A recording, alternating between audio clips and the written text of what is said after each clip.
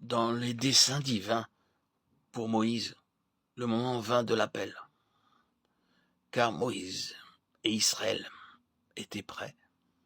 Le roi d'Égypte était mort, celui qui avait connu Moïse au temps de sa jeunesse, et le peuple d'Israël gémissait sous un esclavage chaque jour plus pesant.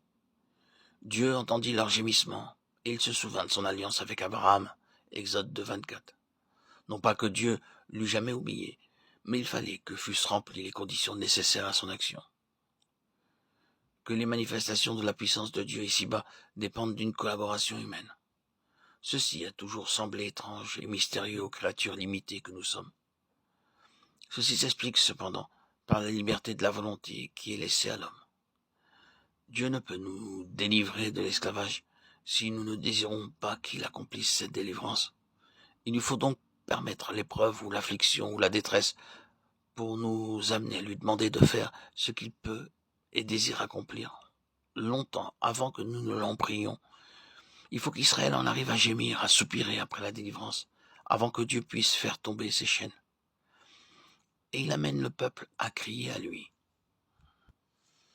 en lui permettant que ses souffrances augmentent. L'instrument de la délivrance était là. Dieu le préparait, mais Israël ne le savait pas et se croyait oublié.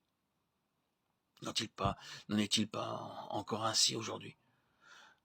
Notre Dieu est toujours le même. L'histoire d'Israël nous montre les développements de l'action divine, développements lents et silencieux, qui aboutissent à la délivrance. De même aujourd'hui, lentement, les plans éternels se déroulent en vue de l'enlèvement de l'Église des premiers-nés, dont les noms sont inscrits dans les cieux. La délivrance. Si nous demeurons dans la retraite secrète du souverain et avec lui dans son conseil, si nous considérons depuis le sommet les choses de ce temps-ci, nous discernons les signes des temps qui annoncent la venue du Seigneur. Maintenant qu'Israël est prêt, Moïse peut être averti que l'heure de l'action a sonné. La façon dont Dieu agit avec celui qu'il a choisi est très significative. Il le rencontre dans le chemin de tous les jours, le chemin du devoir, alors qu'il fait paître le troupeau de Jéthro près du mont Horeb. Si nous désirons ardemment que Dieu nous emploie, soyons certains que la meilleure préparation pour nous consiste dans l'accomplissement des simples travaux quotidiens. Nous serons alors prêts pour l'appel de Dieu, quand lui-même sera prêt à nous employer. C'est par une flamme de feu, dans un buisson, que l'Éternel attire l'attention de Moïse. Et ce qui est étrange, c'est que le buisson ne se consume pas. Je veux me détourner pour voir cette grande vision, dit Moïse, et pourquoi le buisson ne se consume pas. Exode 3.3. Un buisson en feu, qu'aucune main d'homme n'a allumé et qui continue de brûler sans combustible. Image pour Moïse de ce que Dieu pouvait faire avec lui.